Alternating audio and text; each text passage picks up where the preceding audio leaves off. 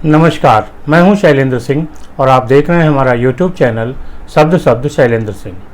दिल के फफूले जल उठे सीने के दाग से, इस घर को आग लग गई घर के चिराग से। आज हम बात कर रहे हैं बहुजन समाज पार्टी की।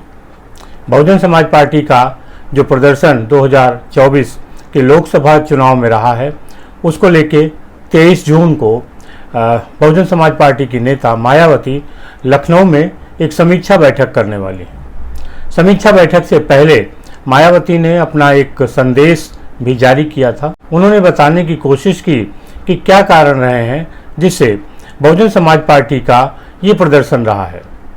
इसमें मूलतः मायावती ने जो दो बातें कहीं, उनका कहना था कि हमारा जो दलित समाज है वो तो हमारे साथ एकजुट रहा, लेकिन मुस्लिम समाज पे जिस तरीके से हमने भरोसा किया वो अपने भरोसे पे खरा नहीं उतरा।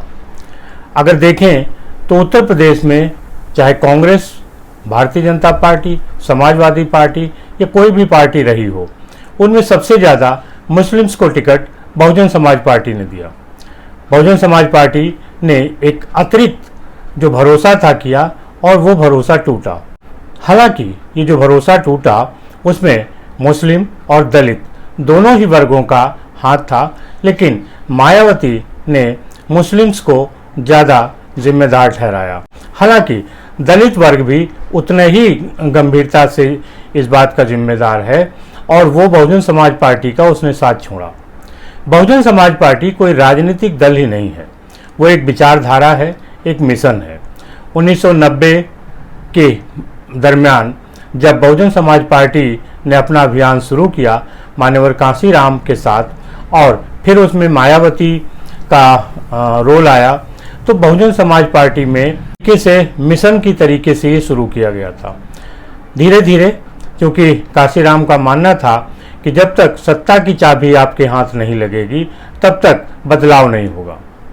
ऐसे में उन्होंने सत्ता की चाबी हासिल करने के लिए राजनीतिक प्रयोग भी किए, लेकिन कांशीराम की अवधारणा अलग थी और उस अवधारणा के बाद ही मायावती उत्तर प्रदेश में 4 बार मुख्यमंत्री बनी, जिसमें 3 बार भारतीय जनता पार्टी के सहयोग से और 1 बार बहुजन समाज पार्टी ने बहुमत से सरकार बनाई थी। 2024 के लोकसभा चुनाव में जो एक प्रमुख मुद्दा था आरक्षण का, वो सबसे बड़ी एक चुनौती बन के उभरा था।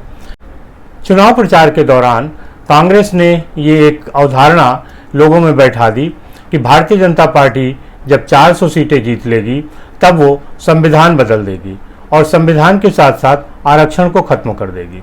इसके लिए राहुल गांधी, जो कांग्रेस के नेता हैं, अपनी जेब में संविधान की एक कॉपी लेके घूमते थे, डायरी, और वो हर जगह यही समझाते थे कि संविधान के सहारे आरक्षण खत्म हो जाना है। असल में आरक्षण का डर दलित जो वर्ग है, उन्होंने आरक्षण का लाभ लिया है, उनके दिल के अंदर तक बैठा हुआ है और उनको लगता है कि अगर आरक्षण खत्म हो गया तो उनका क्या होगा। दलितों को सरकारी नौकरियों में जो हक था वो दिलाने का काम आरक्षण ने जरूर किया, लेकिन जब 90 के दशक में बहुजन समाज पार्टी का दबाव बढ़ा तब एक बैकलॉग की भर्तियां शुरू हुई और बड़ी तेजी के साथ दलितों को सरकारी नौकरियां मिलने लगी।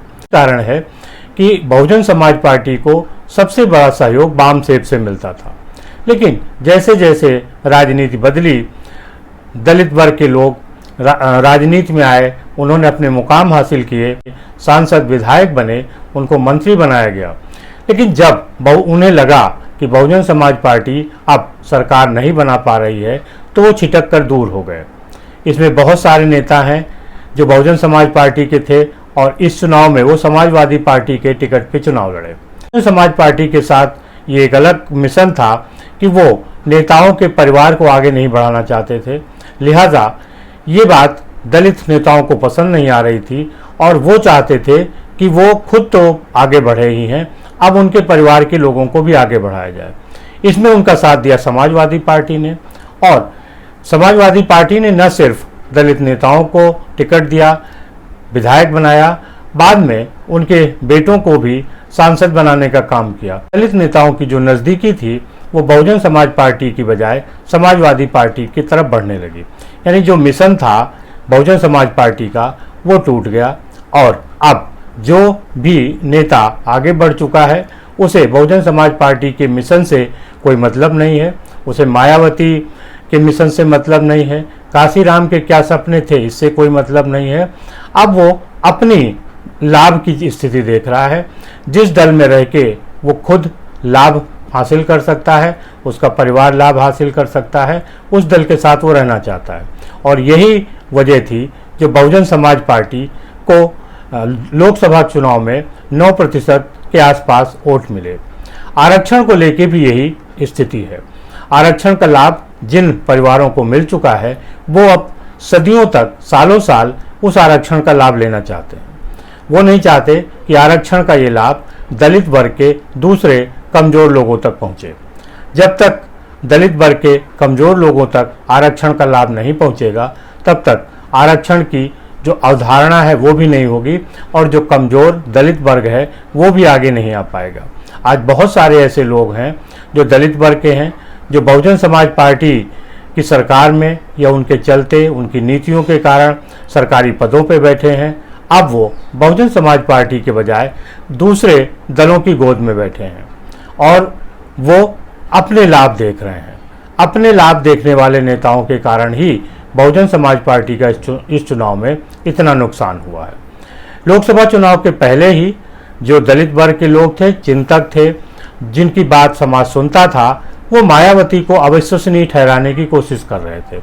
वो लगातार कह रहे थे कि मायावती भाजपा की बी टीम है और इस मुहिम के चलते मायावती को नुकसान हुआ, बहुजन समाज पार्टी को नुकसान हुआ। ये बात अभी दलित वर्ग को समझ नहीं आ रही है, लेकिन जब दूसरी पार्टियों में उनको किनारे किया जाएगा, हाशिए पर रखा जाएगा, तब उन्हें लगेगा कि बहुजन समाज पार्टी को कमज़ोर करके, उसका साथ छोड़ के उनको क्या हासिल हुआ है। बहरहाल अब बहुजन समाज पार्टी अपनी समीक्षा करेगी और देखेगी कि किन कारणों से हार हुई है।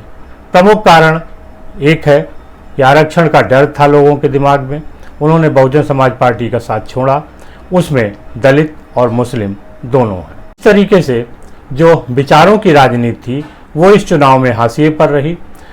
छोटे छोटे लाभ, चाहे आरक्षण के हों, संविधान के हों, ये लोगों की समझ में आए और लोगों को लगा कि मायावती उनका भला नहीं कर सकती, लिहाजा वो बहुजन समाज पार्टी को छोड़ दूसरी पार्टियों की तरफ गए और बड़ी संख्या में वोट दिया।